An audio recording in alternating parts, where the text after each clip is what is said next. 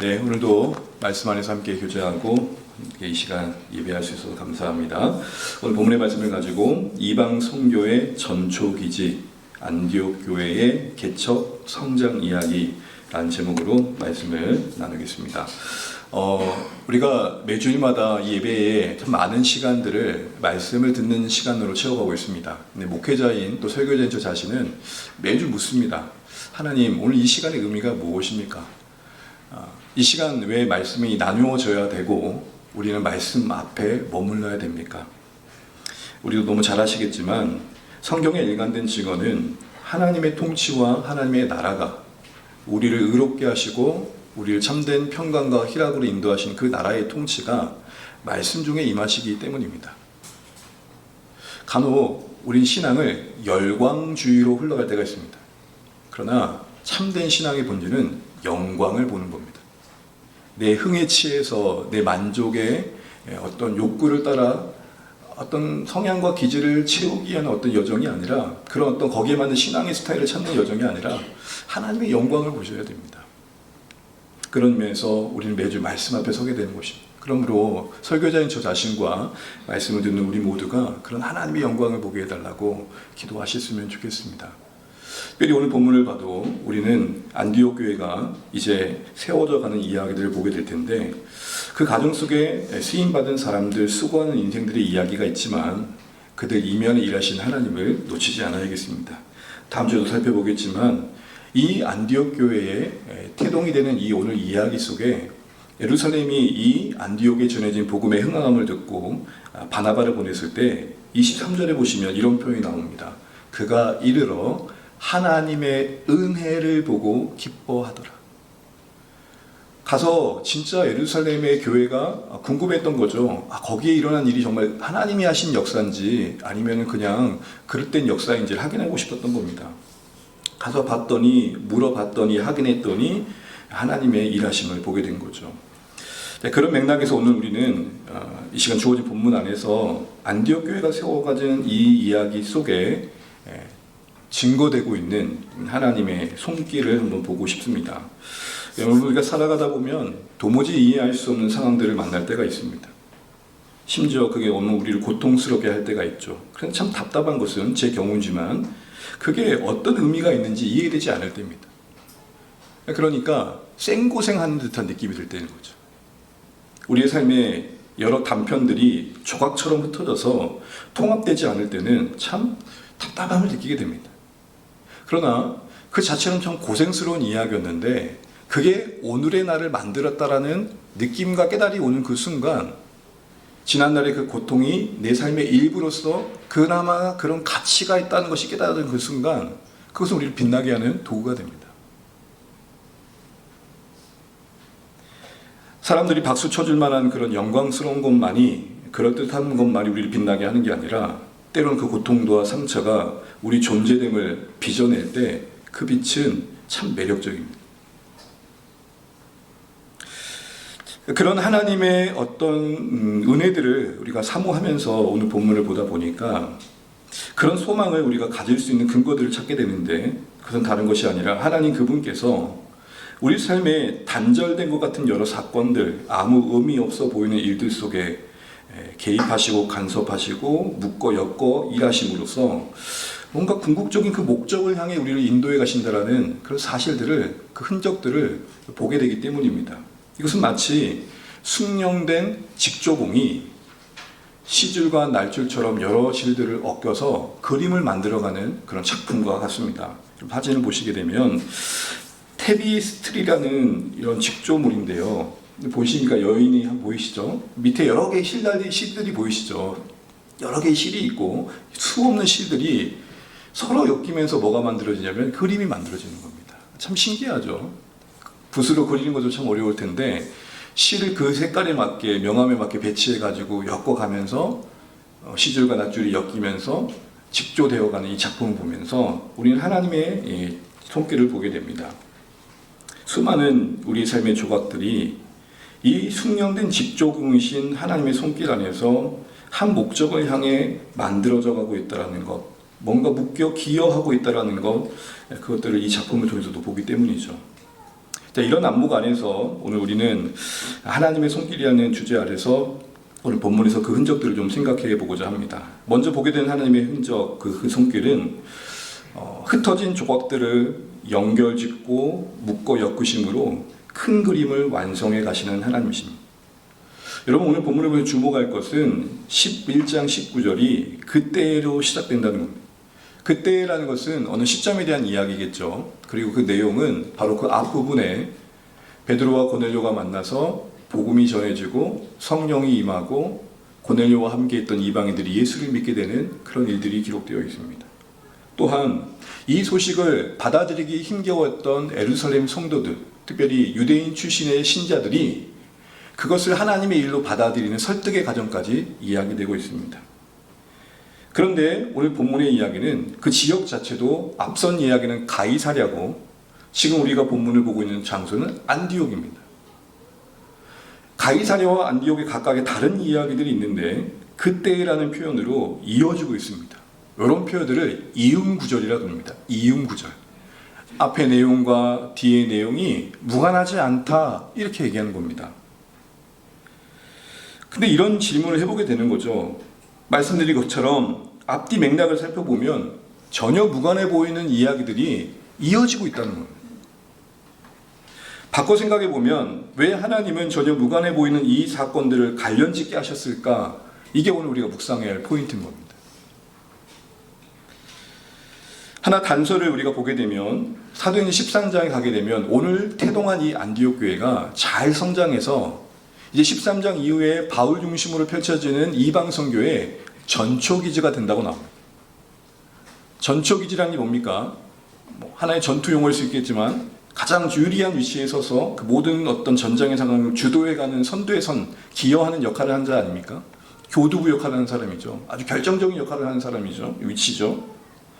그게 전략적으로 그런 의미인데 오늘 안디옥 교회가 바로 이방 선교에 있어서 아주 중요한 교두부의 역할을 했다는 겁니다. 자, 그러면 오늘 이 전혀 무관해 보이는 이야기가 흩어진 조각과 같은 이 이야기들이 그때로 묶여있는 이유는 이방 선교라는 하나의 큰 그림 속에서 헤아리길 바라시는 하나님의 뜻이 있음을 보게 됩니다. 그렇게 보고 나니까 앞서 사도행전 9장에서부터 오늘 12장, 13장의 안디옥 교회가 본격적으로 사역에 들어가고 이방 선교가 본격적으로 이루어진 이 어떻게 보면 중간과 같은 이 시간들 속에 일어났던 여러 일들이 이방 선교로 묶입니다. 다메섹 도상에서 바울이 하나님을 만남으로 이방 선교의 일꾼으로 준비되고 베드로와 고넬료가 만나 이루어진 열매는 닫혀있던 예루살렘 교회의 마음을 열어줘 이방 선교에 대한 정당한 여건들이 만들어지고 그리고 오늘 그 일의 중심에 설 안디옥 교회가 세워지고 있습니다. 여러분, 이렇게 보면 무관한 이야기가 아니라 각각의 이야기가 통합되고 있습니다. 그때로 시작된 오늘 본문 속에서 우리는 하나님이 어떤 그 큰 목적을 향해서 정교하게 각각의 조각을 맞물리는 톱니바퀴처럼 위치시키고 있는 간섭하심을 보게 됩니다. 한마디로 이방 선교라는 아주 하나님의 큰 계획 속에서 조용히 묵묵히 한 방향으로 그 모든 사건을 연결짓고 이어가시는 하나님이심을 보게 됩니다. 여러분처럼 우연과 같은 여러 일들이 한 방향을 향해 역사 속에서 흘러가는 것들을 우리는 보면서 그 중심에 있는 주권자이신 하나님을 봐야 됩니다. 그 주권자이신 하나님이 역사 속에서 어떤 목적을 향해서 이끌어가고 계시는 것들이 있다는 것이죠. 마치 강이 여러 지류가 만나 큰 강이 되고 그 강이 끝없이 받아주는 바다가 되잖아요. 그렇죠, 여러분? 여러분, 바다가 왜 바다인 줄 아시죠? 모든 걸 받아주죠. 개울같이 낮은 물은 돌덩이 던지면 어떻게 돼요? 퐁당 소리가 나죠. 바다는 다 받아주거든요. 그 큰 바다를 향해 모든 물이 흘러 모이는 것처럼 하나님은 그렇게 지금 역사를 이끌어가고 계신 것을 보게 됩니다. 묵묵히 모든 사건이 연결지어 가면서 하나의 그림이 만들어지고 있는 것이죠. 이 하나님의 주관하심을 그 어떤 것도 그 어떤 누구도 어떤 권세자도 거스릴 수 없다라는 게 성경의 일관된 질문입니다. 여러분, 우리 주중에 다니엘서 말씀을 묵상하고 있는데 참 재밌죠, 이야기 자체가. 그런데 여러분, 하나님께서 이 다니엘서의 여러 이야기들 중에 몇 가지 이야기를 이렇게 함께 모아서 하시는 말씀이 뭡니까? 하나님께서 역사의 주관자이심을 보이고 계시죠. 보여지는 권세자가 전부가 아니다. 보여지는 게 전부가 아니다. 그 이면에 그 위에 계신 하나님을 바라는 거죠. 그러면서 주중에 봤던 것 중에 참 인상 깊었던 게, 여러분 그림을 좀 보여주세요. 2장에 느부갓네살이란 왕이 꿈을 꾸는데 도저히 이 꿈을 해석할 수 없습니다. 그래서 꿈을 맞추도록 해서 꿈의 해석의 진정성을 알고 싶어서 나름 똑똑하고 꿈을 안다는 사람들에게 내 꿈을 맞춰봐라 그럽니다. 꿈 해석이 아니고 꿈을 맞춰보라 그래요. 왜요?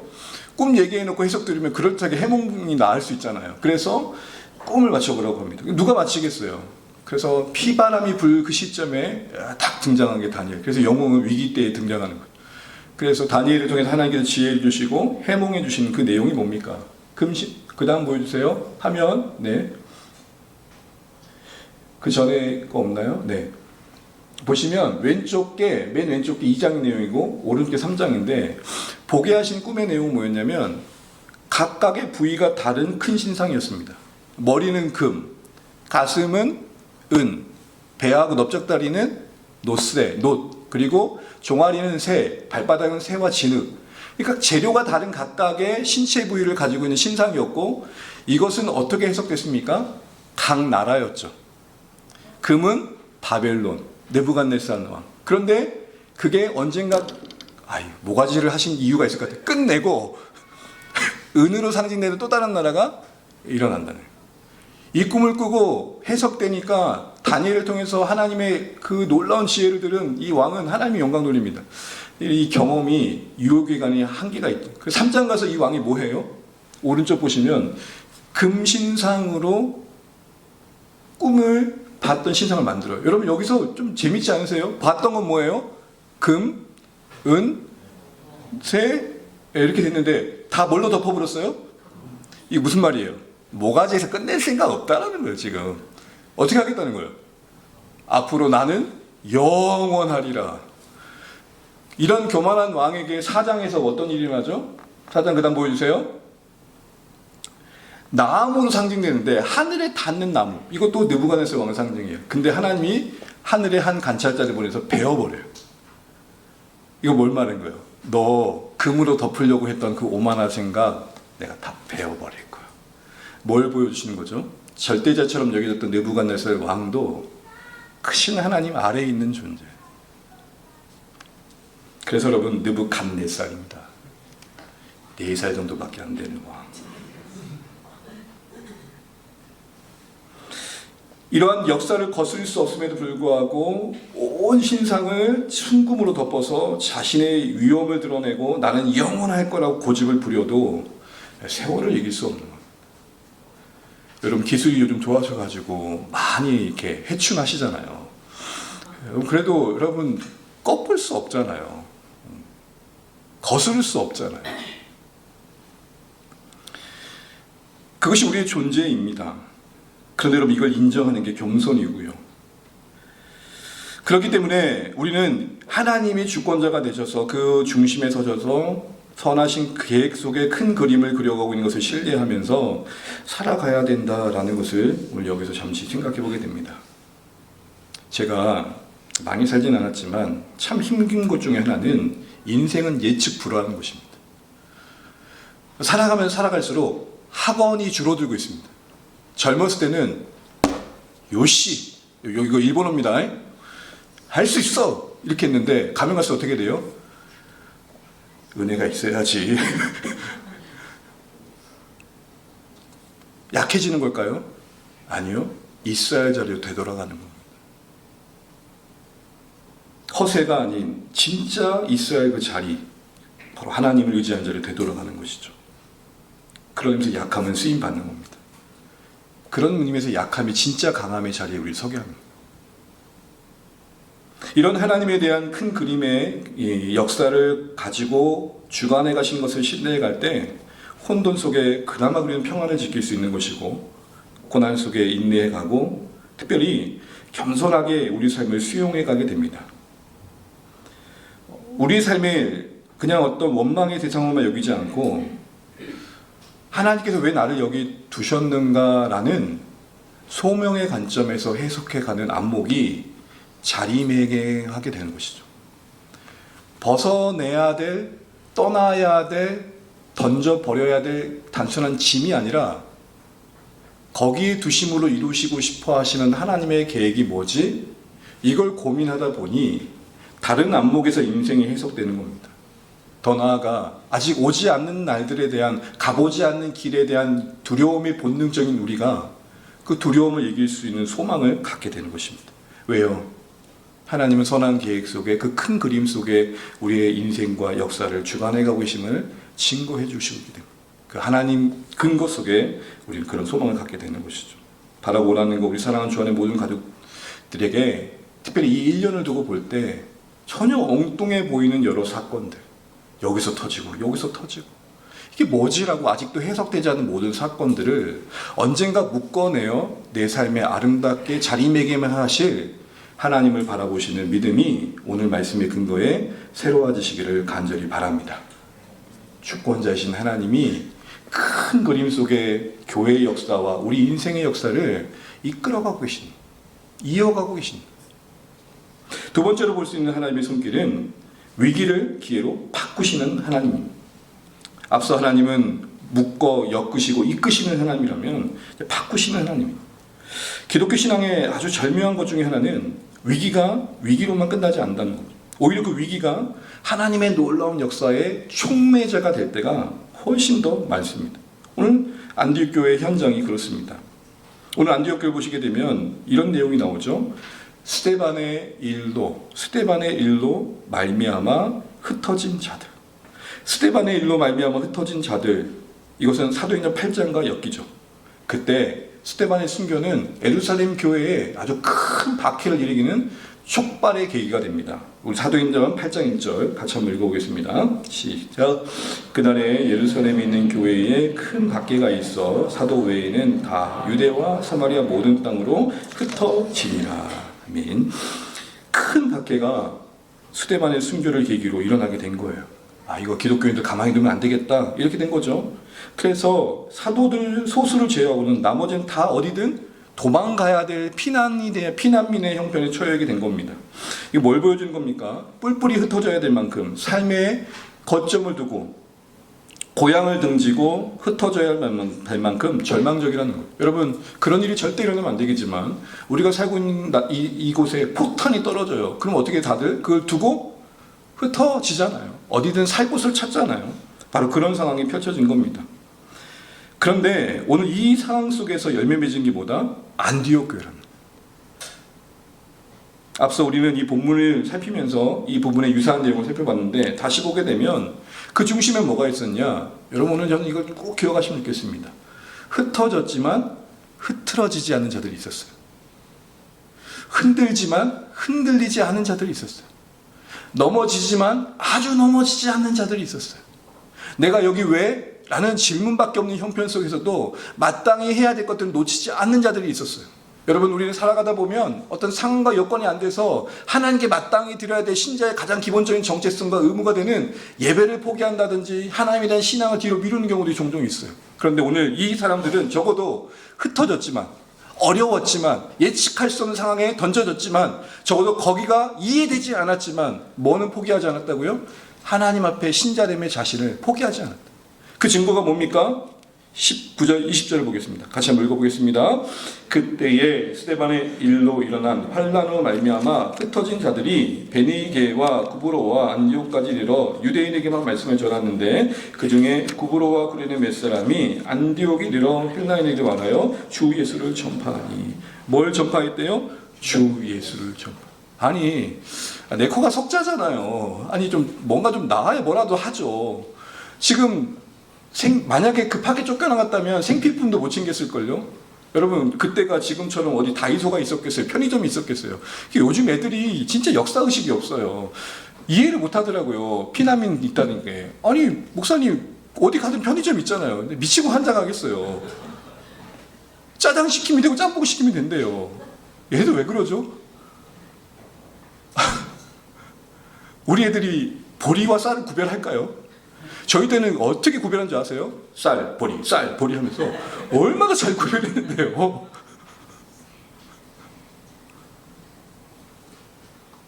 무슨 말씀입니까? 흩어졌다라는 건 여러분 우리 상상 밖 이상의 불안감이 있고 무언가 자기 자신도 추스르기 어려운 상황이에요. 그런데 흐트러지지 않았대요. 여러분 제가 만약에 정말 생각지도 못했던 여러 상황들 충격 속에 놓일 때 흩어진 것 같은 상황에 놓일 때 흐트러지지 않는 걸 보이는 게 제가 그동안 여러분에게 진리를 전파했던 그 진리에 합당한 모습일 겁니다. 아유 저 연못사 저것도 똑같네. 물론 우리는 고난 앞에 약합니다. 그러나 흐트러지지 않는 우리의 신앙의 정체성과 우리가 마땅히 해야 될 것을 놓치지 않는 건 필요하다는 거예요. 제가 아는 집사님이 말기 암에 걸렸습니다. 찬양대 지휘자예요. 보통 그쯤 되면 건강이 크게 어려워지게 되면 다 내려놓습니다. 그분은 통증을 다스릴 수 정도가 되는 상황 안에서는 끝까지 그 주신 역할들을 감당했어요. 아무도 그분이 암인 걸 몰랐어요.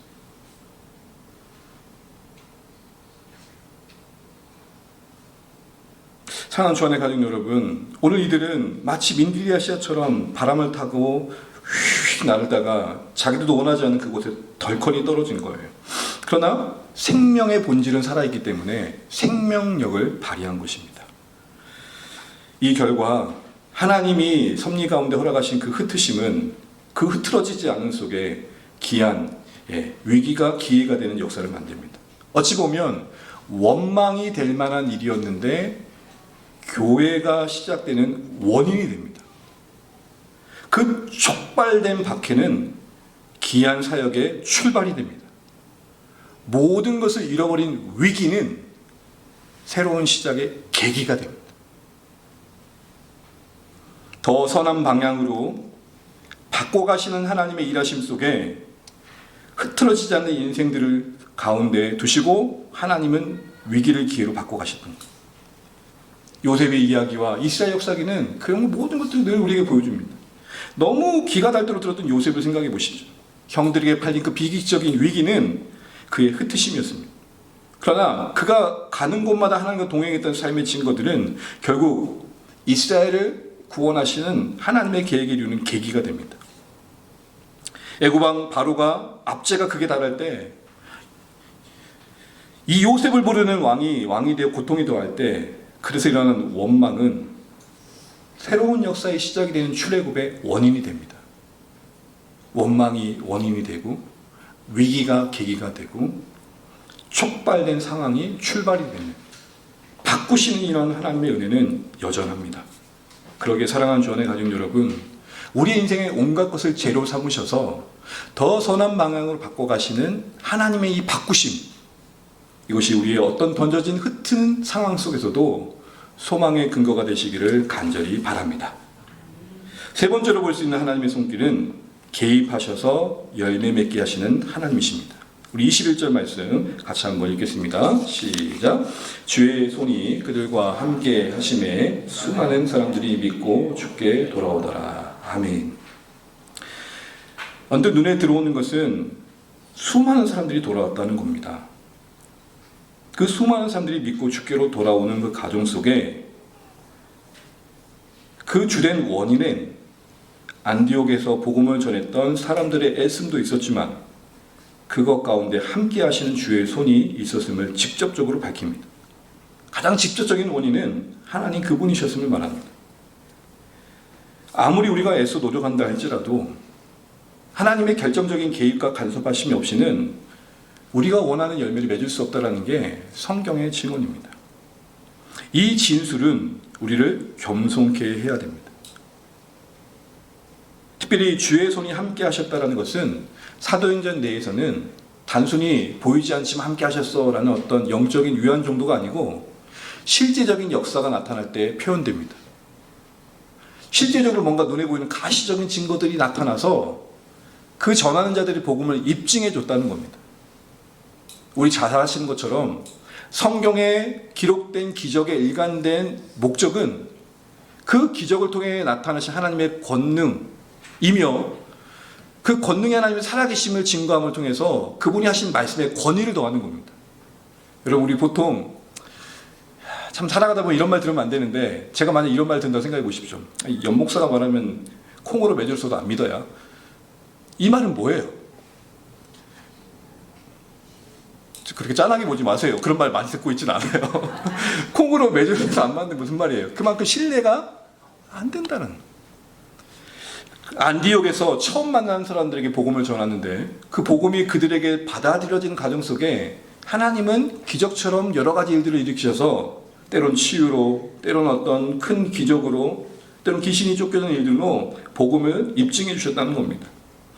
이것들이 복음에 강력한 호소력을 더하게 되고 수많은 이방인들에게 마음을 여는 계기가 되었다는 것이죠. 바로 그런 은혜 안에서 복음이 열매 맺힌 겁니다. 그런데 여러분, 저는 오늘 여기서 보고 싶은 게 뭐냐면, 복음을 듣는 자들 가운데만 주님이 함께 하신 게 아니고, 오늘 주께서 주의 손이 그들과 함께 하셨다 때 그들을 동그라미 치시면 이 그들은 그 현장에 있는 모두입니다. 그러면 뭐가 하나 해석이 되냐면, 누군가는 유대인에게만 전하는데 왜 구브로와 구레네 사람은 헬라인에게도 전했는지가 해석이 돼요. 뭐의 결과예요? 주의 손이 그들과 함께 하셔서 유독 그들 마음속에 헬라인에 대한 마음을 갖게 하신 거예요. 여러분, 선교주의 감험 참 놀라운 게, 이런 질문을 제가 종종 드립니다. 어쩌다가 여기까지 오셨어요? 그러면 각자 다 하는 공통점이 뭐죠? 하나님의 인도하심이에요. 참 놀랍죠? 하나님이 각자의 그 인도하심 속에서 있어야 할 것들을, 그들을 이끄시는 것들을 보게 되면 참 놀라워요. 무슨 말입니까?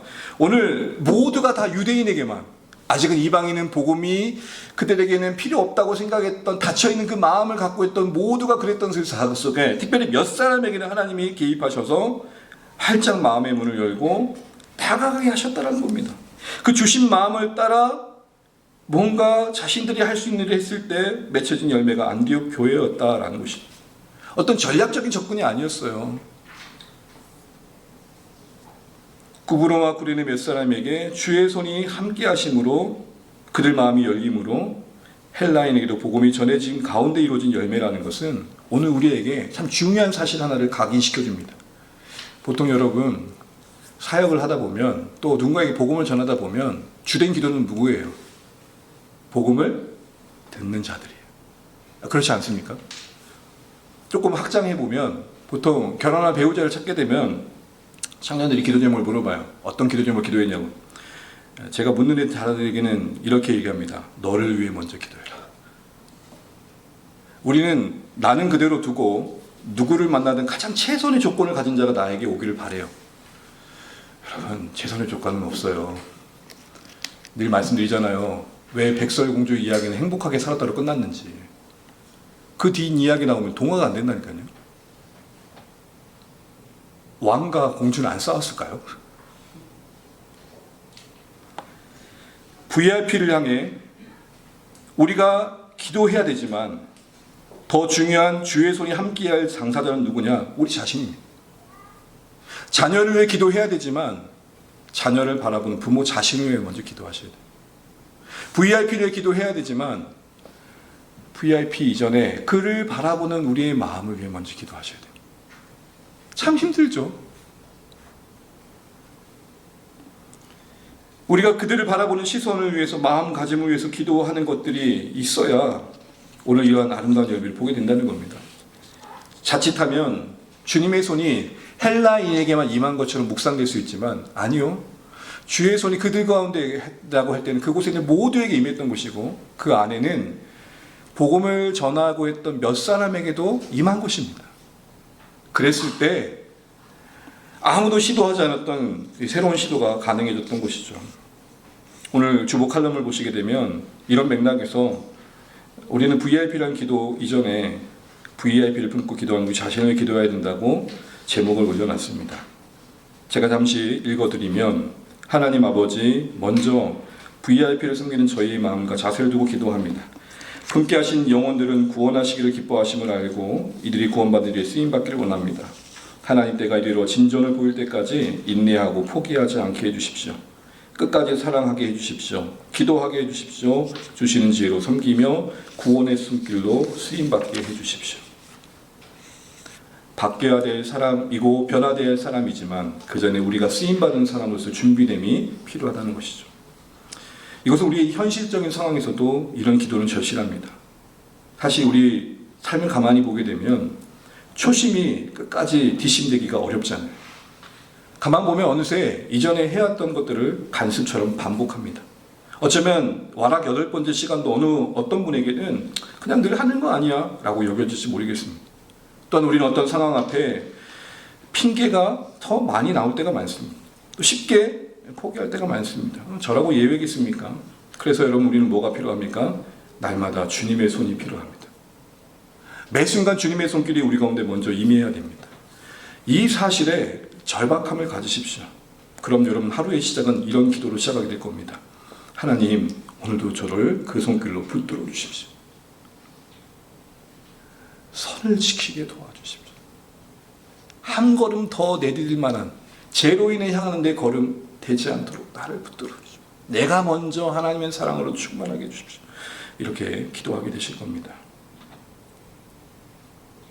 또한 우리가 놓치지 말아야 오늘 중요한 시점의 내용 중에 하나는 오늘 이곳에 이 역사적인 교회가 태어나는 그 시작에 하나님 그들의 이름을 언급하지 않았다는 것. 이 정도 이방인 선교의 주체적인 역할을 하는 큰 교회면 나름 이름이라도 소개될 것 같은데 또 베드로나 좀 주요 인물을 통해 이를 이룰 만할 텐데 성경은 뭐라고 하고 있습니까? 몇 사람. 구브로와 그르네 출신의 몇 사람. 이걸 다른 말로 말하면 무명의 신자들로 말하고 있는 것입니다. 그 평범한 자들의 순종과 그때 주셨던 열린 마음을 가지고 찾아간 작은 시도들을 통해서 놀라운 이방 사역을 감당했던 교회가 태동된 겁니다. 이름도 없이 무명의 이름으로 불렸던 그 몇 사람, 그들의 그 걸음이 그들 스스로 그 뒤에 그 안디옥 교회와 같은 엄청난 교회를 만들 것을 꿈에나 꿨겠습니까? 상상이나 했겠습니까? 아닐 것입니다. 그들 스스로도 하나님의 그들의 순종을 통해 일하실 것에 대해서는 그 섭리에 대해서는 전혀 예측할 수 없었을 것입니다. 사실 몇 사람을 소개되는 그 무명의 사람들도 뭔가 대단한 것을 꿈꾸지도 않았을 겁니다. 그저 흩어진 곳에서 살아낸 것뿐입니다. 그때 그 주신 마음을 따라 자신 앞에 있는 헬라인을 품고 기도하고 예수를 전한 것뿐입니다. 그런 평범한 수고가 하나님의 손에 붙들려서 놀라운 일을 이루실지에 대해서 전혀 생각하지도 못했다고요. 그런데 그 생각하지 못했던 위대한 하나님의 계획이 이루어진 자리에 그들도 의식하지 못하지만 서 있는 겁니다. 이게 신비입니다. 이처럼 성경에 기록된 이 몇 사람은 그 평범함은 오늘 우리를 너무 많이 닮았습니다.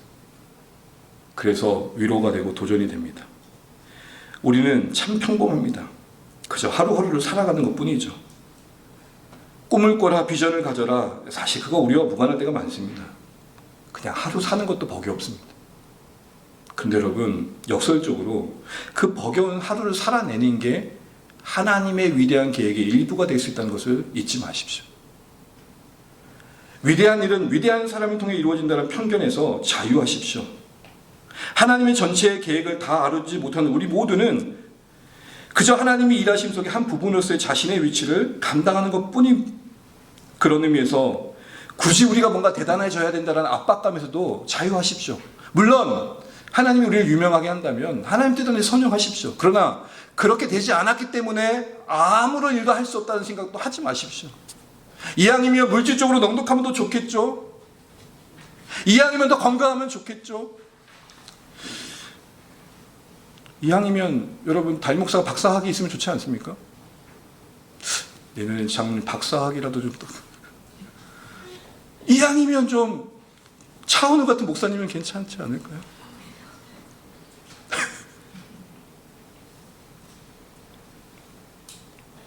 지극히 평범해요.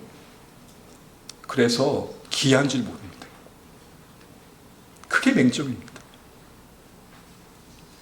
나무를 보시고 꽃이 보실 때 다들 뭘 칭찬하셔요? 아이고야, 너는 이렇게 성실한 열매를 맺었구나. 아이고야, 너는 이렇게 이쁘게 꽃을 피웠네. 다 뭘 못 봐요? 뿌리가 예쁘다는 사람 절대 못 봤어요, 지금. 온갖 꽃의 꽃을 보면서 다 꽃이 이쁘다 그러지. 아이고, 뿌리 같은 시나보다 못 봤다니까요. 하나님 나라의 관점에서 보면 우리는 도드라진 가지도 뻗은 나무도 꽃도 아닐 수 있습니다. 그런데요, 숨겨진 그 땅 아래 생명력을 지키고 살아가는 뿌리가 될 수 있다면 그걸로 족합니다. 우리의 평범함이 우리 눈을 가리워서 위대한 하나님의 계획조차 바라볼 수 없다는 것은 비복음적인 발상입니다. 복음은 아무것도 아닌 인생 속에 크신 하나님의 이야기가 담긴다는 겁니다. 이걸 바울이 뭐라고 표현하느냐? 질그릇에 담긴 보배라. 이게 복음입니다. 보통 보배는 어디에 하면 담으세요, 여러분? 금그릇, 좋은 그릇. 이런 관점에서 우리는 하나님께서 이 평범한 자들을 쓰시는 이 이야기가 위대한 하나님 나라의 이야기가 된다는 이 사실 속에서 주시는 격려를 누리시면 좋겠습니다. 그리고 우리의 심장이 조금이라도 좀 뛰시면 좋겠습니다. 아유,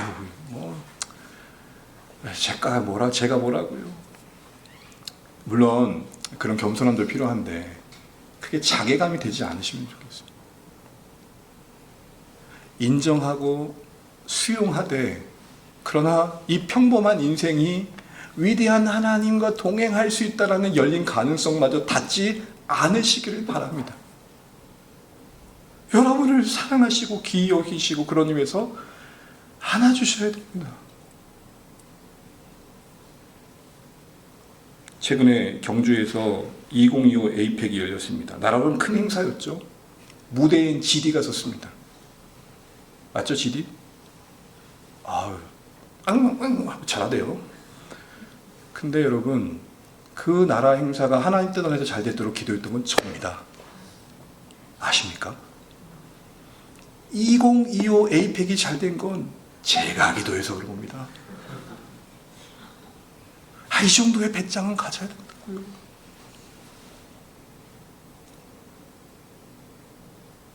위대한 역사를 써가는 안디옥 교회의 이력에 그 시작이 몇 사람이에요? 교만하다는 게 아닙니다.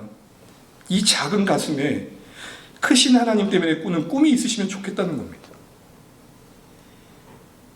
교환의 교회 작죠. 그러나 작지 않은 교회입니다. 그 꿈을 품는다면 뭔가 벌렁벌렁거리는, 너무 뛰면 심장이 아프니까 우리 삶을 적고 생동감을 부여할 정도의 좀 뭔가 좀 이렇게 뛰는 마음이 좀 회복되시면 좋겠어요.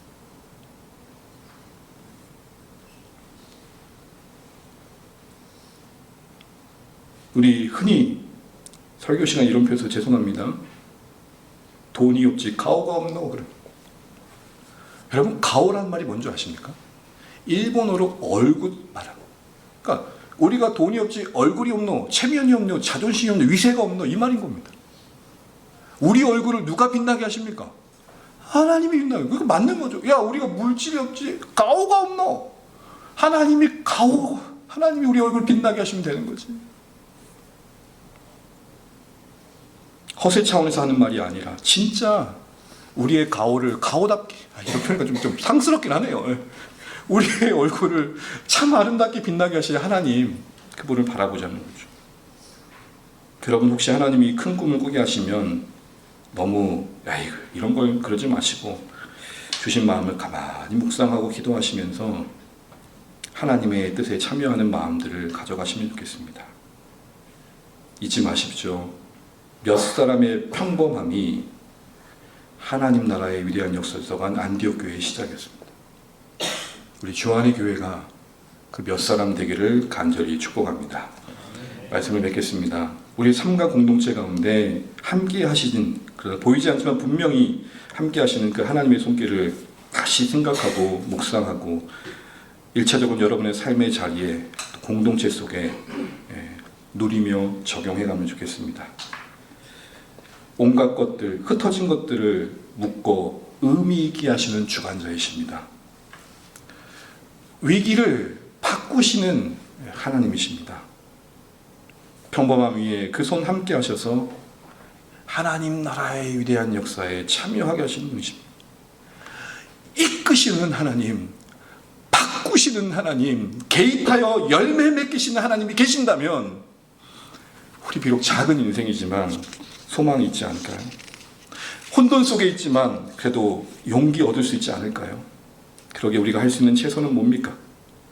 오늘 우리에게 약속된 이 손길을 우리의 하나님의 손길로 바로 알고 신뢰하면서 내가 디딜 수 있는 작은 순종의 그 걸음 한 걸음일 것입니다.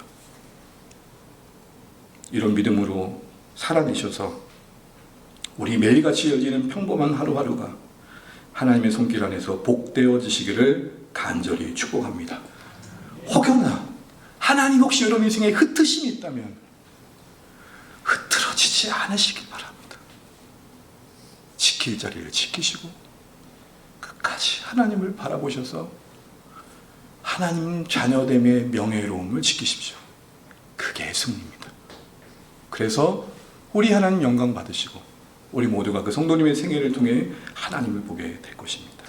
아무쪼록 이번 한 주간 하나님의 손길을 많이 묵상하시고 우리의 가오를 세워주시는 하나님을 기억하면서 좀 더 승리의 걸음을 걷는 오늘 말씀 되시기를 간절히 축복합니다. 한